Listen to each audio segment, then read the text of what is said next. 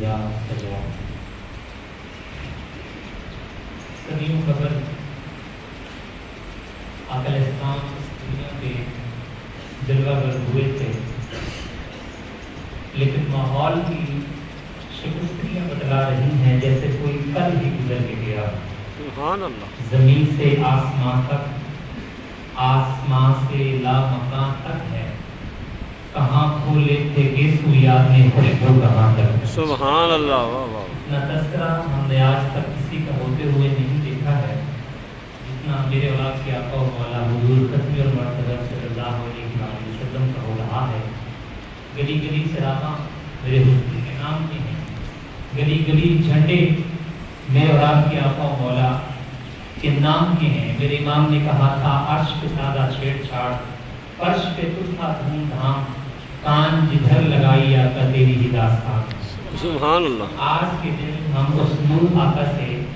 خیرات دینے کے لیے یہاں بیٹھے ہیں۔ لوگ کہتے ہیں کہ دیوانے لوگ ہو، صدیوں قبل آقا علیہ السلام ایک رات کے دامن میں تشریف لائے، مانا کہ اس رات میں رحمتیں اتری، انوار چھلک رہے تھے، بلد اسلامی پیسوں کے لیے کوئی نہ اٹھے، انوار چھلک رہے تھے، مان لیا، لیکن تم ہر رات ہر سال اس رات کو جشن کی صورت میں مناتے ہو، حضور ہر سال کو نہیں آتے۔ تو علماء اس کے جواب میں کہا کرتے ہیں کہ قرآن کے دامن میں موجود ہے، صدیوں قبل ایک رات کے دامن میں قرآن اترا تھا جس کو لیلۃ القدر کی رات کہا جاتا ہے۔ سال کے بعد جب وہ رات پلٹ کے آتی ہے، اس رات کو ڈھونڈا بھی جاتا ہے اور اس رات کے دامن میں بیٹھ کر کے جو ہے اللہ کی رحمتوں کو بھی طلب کیا جاتا ہے۔ تو میں کہتا ہوں حضور ہر سال نہیں آتے، لیکن رحمتوں کو اترنے کی عادت تو ہو گئی ہے نا۔ سبحان اللہ۔ تو ہم اس رات کے جھرمٹ میں اپنی چولیاں پھیلا کر کے یہی دعا کر رہے ہوتے ہیں، چمک تجھ سے باتیں ہیں سب پانے والے، میرا دل بھی چمکا دے چمکانے والے۔ اب دعا سے مراد کیا ہے اور لیل سے مراد کیا ہے، اس پر علماء کے مختلف اقوال ہیں۔ میں دو چار اقوال آپ کی خدمت میں پیش کر کے اجازت چاہوں گا۔ دعا سے مراد حضرت امام جعفر صادق رضی اللہ تعالیٰ عنہ آپ لکھتے ہیں کہ دعا سے مراد میراج کا دن ہے اور لیل سے مراد میراج کی شب ہے۔ محبوب تیرے آنے کی بھی قسم، تیرے جانے کی بھی قسم۔ سبحان اللہ۔ محبوب آیا تو سونا لگتا تھا، محبوب گیا تو سونا لگتا تھا۔ دوسرا معنی کہا دعا سے مراد حضور کا نور علم ہے، اس سے کائنات کی کوئی شے پوشیدہ نہیں ہے۔ اللہ نے اپنے محبوب کو وہ نگاہ خوبی عطا کی ہے۔ اقبال کہتا ہے اے فروغت صبح آثار و ظہور، چشم تم بھی نہتا ہے ما فی الصدور۔ اقبال کہتا ہے کہ تیری نگاہ تو سینوں کے چھپے ہوئے راز بھی جانتی ہے۔ ایک صحابی ہیں، مجلس رسول لگی ہے، ان کا نام حضرت واقصہ بن معبد رضی اللہ تعالیٰ عنہ ہے۔ وہ آئے اور آ کے بیٹھ گئے، اور آداب مجلس کی یہی ہے کہ جہاں جہاں ملے وہاں بیٹھ جانا چاہیے، لوگوں کی گردنیں پھلانگ کر کے آگے آنے سے روکا گیا ہے۔ وہ آئے اور آگے بیٹھ گئے۔ ہاں صدر مجلس کسی حکمت کے تحت کسی کو آگے بلانا چاہے تو یہ اس کی مرضی ہے، اور جہاں میرے حضور ہوں وہاں صدر مجلس کوئی اور تو نہیں ہو سکتا۔ تو آقا اسلام نے اشارہ کر کے بلایا، حضرت واقصہ بن معبد قریب ہوئے، حضور نے پھر اشارہ کیا کہ واقصہ بیٹھے ہو نیڑے ہو جاؤ۔ حضرت واقصہ کہتا اپنے مقدر پہ قربان جاؤں، میں اتنا نیڑے ہوا، اتنی قربت ہوئی کہ میری گھٹنے حضور کے گھٹنوں سے چھونے لگے۔ سبحان اللہ۔ یہ اتنی قربت ہوئی تو حضور نے پوچھا کہ بابا صاحب کوئی سوال پوچھنے آئے ہو؟ یہ حضور میں سوال پوچھنے آیا ہوں، اب ذرا توجہ کیجیے گا۔ حضور نے فرمایا کہ بابا صاحب جو پوچھنے آئے ہو تم پوچھو گے یا میں محمد بتا دوں کیا پوچھنے آئے؟ سبحان اللہ۔ قرآن دیکھو سارے تیری شان جیا نہیں کوئی ہوڑ دکھا، تیری شان نہ کرے مقابلہ چہرہ، اور وہ عاشقاں اصلی چوڑ دکھا، کوئی نور آکے کوئی بشر آکے، پہلا رات اتنے ایلو شوڑ دکھا، اللہ والے انگل مکا چھوڑی، اس کا ہوڑ دکھا، اس کا ہوڑ دکھا۔ تم نے حلیمہ کی بکریوں کے پیچھے پیچھے دیکھا ہے، سدرۃ جبریل کے آگے آگے نہیں دیکھا۔ اور اقبال کہتے ہیں کہ تم نے یوسف کو کنویں میں دیکھا تو کیا دیکھا، تم نے یوسف کو کنویں میں دیکھا تو کیا دیکھا، ارے نانا جو مطلب تھا وہ مجد کر دیا تم نے، تو ابھی تک کنویں میں جھوٹ رہا ہے اور وہ مصر کے تخت کا مالک بھی بنا ہوا ہے۔ دعا سے مراد حضور کا نور علم ہے، اس سے کائنات کی کوئی شے پوشیدہ نہیں ہے، اور لیل سے مراد حضور حضور کا دامن و کرم ہے، اس میں گناہگاروں کو چھپا لیتے ہیں۔ تو کسی نے پڑھا نا کہ وہ اپنا مقدمہ کیسے آ سکتا ہے جس سے حضور وکیل ہو، تو علماء کہتے ہیں کہ یوں نہ پڑھا جائے، کیونکہ مقدمہ کی بات چل رہی ہے تو یہاں وکیل ایڈوکیٹ کے معنی میں ہے، وکیل نگہبان کے معنی میں بھی ہوتا ہے، لیکن یہاں چونکہ مقدمہ کی بات چل رہی ہے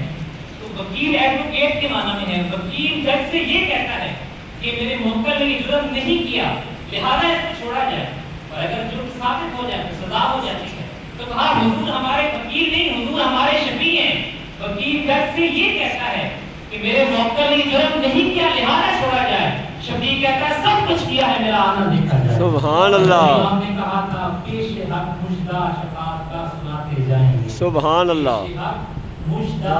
شفاعت کا سناتے جائیں گے، آپ روتے جائیں گے ہم ہنساتے جائیں گے، اور وسعتیں بھی ہیں خدا نے دامن محبوب کو، جرم ڈھونڈتے جائیں گے اور وہ چھپاتے۔ تو کہا دعا سے مراد حضور کا نور علم ہے، اس کے بیان کوئی شے پوشیدہ نہیں ہے، اور لیل سے مراد آقا اسلام کا دامن و کرم ہے جس میں گناہگاروں کو چھپا لیتے ہیں۔ تیسرا معنی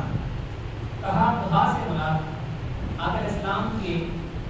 وہ کمالات ہیں جن کو سارے جانتے ہیں، انگلی اونچی اور چاند کے تو ٹکڑے ہو گئے، سورج پلٹ کے اثر کے وقت پہ آیا، وہ سڑیاں کھجورا انگار جانتا ہے، وہ پتھرا ٹکل میں بڑھا جانتا ہے، قطرے کو سمندر ذرے کو ستارہ کرتے ہیں، کونین کو خم آ جاتا ہے جب زلف سوارا کرتے ہیں۔ تو کہا دعا سے مراد حضور کے وہ کمالات ہیں جن کو سارے جانتے ہیں، اور چٹے دن کی طرح وہ کمالات روشن ہیں۔ بنو سلمہ کی مسجد ہے، نماز ظہر ہے، 2 رکعتیں پڑھی جا چکی ہیں، 2 رکعتیں ابھی باقی ہیں، تو آقا اسلام کے دل میں یہ بات آئی اگر قبلہ بدل جائے تو کیا ہو؟ فوراً جبریل امین حاضر ہوئے اور عرض کی کہ بندہ نواز اللہ کا حکم ہے ابھی رخ دے دیجیے، ہمیں کوئی نماز کا وقت تبدیل کرنا ہو تو ایک دن پہلے بتاتے ہیں کہ کل سے نماز ظہر کا 2 بجے ہوگی، اگر اسی دن بتا دیا جائے لوگ تو گلے کو آئیں کہ ہم تو آئے ہیں 2 بجے کے حساب سے، لیکن یہاں تو قبلہ بدلنا تھا، ایک نماز ہی پہلے بتا دیا جاتا، لیکن کہا نہیں محبوب حالانکہ نماز کو لوگ دے لیا جائے تو عرض کی باری تعالیٰ تیری نماز تو پوری ہو جائے، فرمایا محبوب میری نماز بعد میں پوری ہوگی، پہلے میری یاد کی مرضی پوری ہوگی۔ سبحان اللہ۔ می کریا کستوری ادا، شعر کا لطف لیجیے، می کریا کستوری ادا، یہ تو یار دے چوڑیاں زلفاں، کہ قبلہ عہدے بنے اسائیں کی دے یار میں موڑیاں، کہا سے مراد حضور کے وہ کمالات ہیں جو چٹے دن کی طرح روز روشن کی طرح واضح ہیں، اور لیل سے مراد حضور کے وہ کمالات ہیں کہ جن پر آج تک کسی کی نظر ہی نہیں ہوئی۔ آپ جانتے ہیں کہ سب سے زیادہ محبت سیدنا صدیق رضی اللہ تعالیٰ عنہ آپ کو حاصل کی، لیکن آپ ان کو بھی کہہ دیا یا ابی بکر لم یعرف نہیں غیر ربی، ابو بکر میرے ساتھ رہتے ہو، سفر حضر میں میرے ساتھ رہتے ہو، غربت کی وجہ روتے ہو، میرے یار غار ہو، لیکن سن لو میری حقیقت کو میں کیا ہوں جو رب کے علاوہ کوئی نہیں جانتا۔ اور لیل سے مراد آقا اسلام کے وہ کمالات ہیں کہ جن پر آج تک کسی کی نگاہ ہی نہیں ہوئی۔ معراج کا واقعہ آپ سب نے سنا ہوگا، حضرت ابو الحسن فرحانی علیہ رحمہ کی مصنفہ شرح قید نسبیہ تمام مدارس کے اندر سب پر پڑھائی جاتی ہے اپنی تشریح، اس کے اندر وہ درج کرتے ہیں کہ ایک بزرگ ہوئے ہیں حضرت ابو الحسن رفاعی، کہتے ہیں کہ میں نے ایک دن جو ہے روحانی طور پر پرواز کی، اور اس میں کوئی شک نہیں ہے، کوئی اختلاف نہیں ہے کہ انسان کی روح پرواز کر سکتی ہے،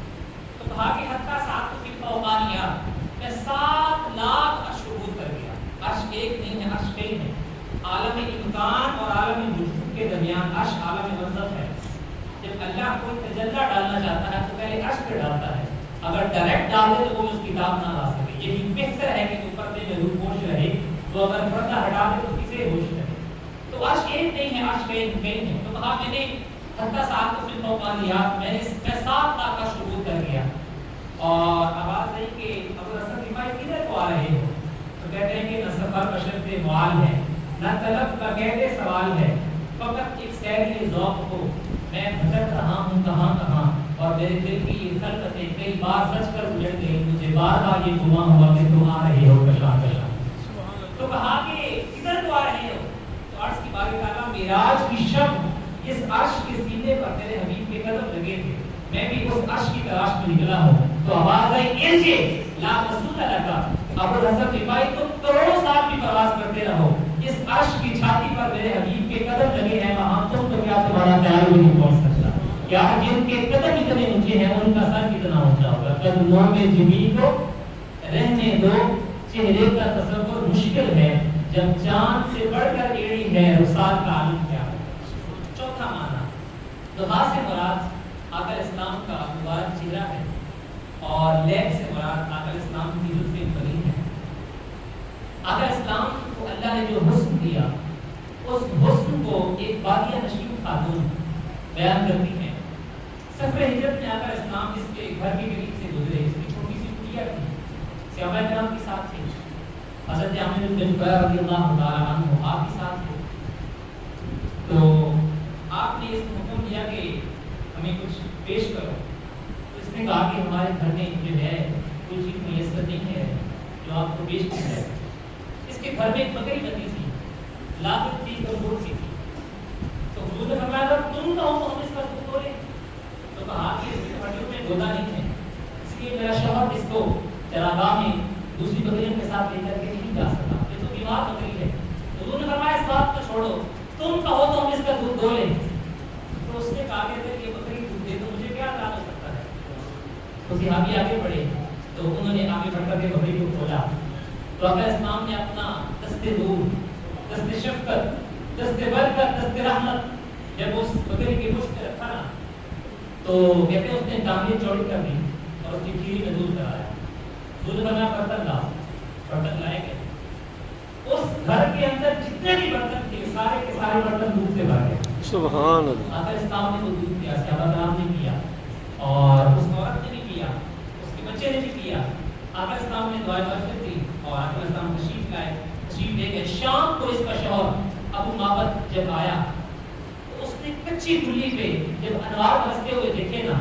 تو کیا کسی نے کہا تھا چند لمحوں کے لیے ٹھہرے تھے تم جس پیڑ کے نیچے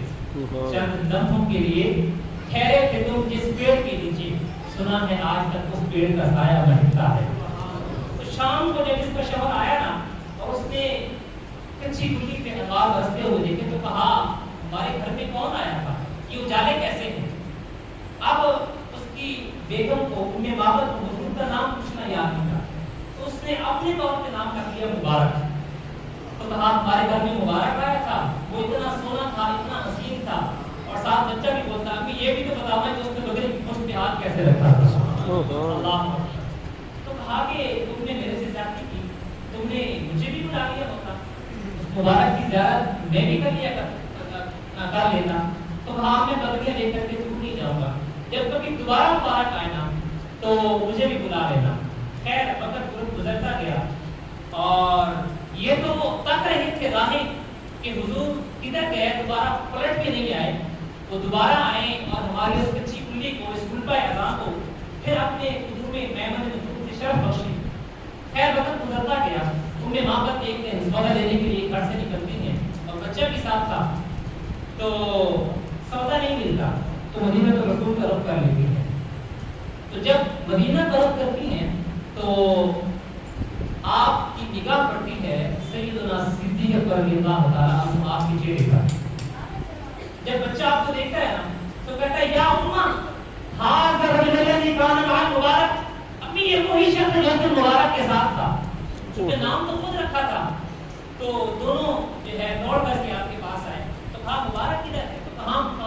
تو پوچھا کون مبارک کیونکہ نام خود رکھا ہوا تھا تو کہا بچہ بولتا ہے کہ وہی مبارک اس نے بکری کی پشت پہ ہاتھ رکھا تھا سبحان اللہ تو کہا آپ نے مبارک کے ڈیرے کے لیے چلتا ہوں آقا اسلام صحنے حرم کے اندر جلوہ پیاز سے بچہ جب دور سے دیکھتا ہے امی کا ہاتھ پکڑتا ہے کہتا امی وہ دیکھو مبارک بیٹھا ہوا ہے سبحان اللہ آقا اسلام کی صحبت نور کے اندر حاضر ہوتے ہیں ایمان کی دولت نصیب ہوتی ہے جب واپس پلٹتے ہیں نا تو اب راستے میں گفتگو ہو رہی ہے بچہ کہتا ہے کہ ابو تو میں بتاؤں گا کہ ہم مبارک کا پتہ ڈھونڈ آئے ہیں اور ماں کہتی ہے کہ پہلے میں نے دیکھا ہے میں تیرے شوہر کو تیرے باپ کو بتاؤں گی کہ جو ہے ہم مبارک کا پتہ ڈھونڈ آئے ہیں اس کا ڈیرا ہم لے کر کے آئے ہیں اللہ اکبر ابھی گھر پہنچتے ہیں قبل اس سے کہ یہ دونوں بتائیں وہ خود بھی بول پڑتا ہے آج دلی پھر محنت رہی ہے آج تمہارے چہرے پھر چمک رہا ہے تم نے مجھے بلایا کیوں نہیں اور مبارک پھر آیا تھا تو کہا مبارک کو نہیں آیا تھا، ہم مبارک کا ڈیرا دیکھ رہے ہیں. تو کہا کہاں رہتا ہے؟ کہا وہی جس کو دنیا محمد کہتی ہے ہم اس کو مبارک کہتے ہیں. سبحان اللہ. وقت کے قانون میں اتنی گنجائش نہیں ہے کہ اس گفتگو کو میں آگے تک لے جا سکوں. بس میں اتنا کہوں گا کہ جی چاہتا ہے آج کے دن میں محشر کی فجر تک روک لواں،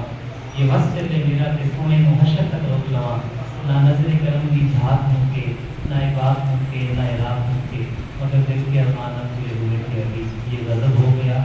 اس طرح ہو گئی بات.